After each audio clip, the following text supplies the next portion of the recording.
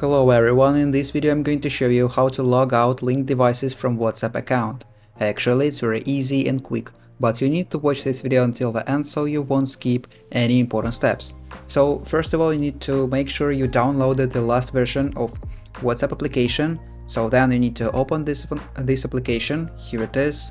After that, in this interface at the bottom right corner you need to click on the settings icon. Here it is. After that you will see your profile and different options. So all you need to do is to find linked devices option. Here it is.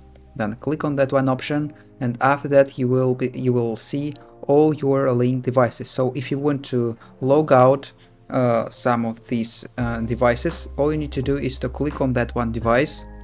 Then you will see last activity, link location, and then the last option is log out. You need to click on that one button and then log out again. So after logging out, everything will be done. So and that's all, and that's how to log out linked devices from WhatsApp account. If you found this video useful, leave a like and subscribe to the channel. Thank you.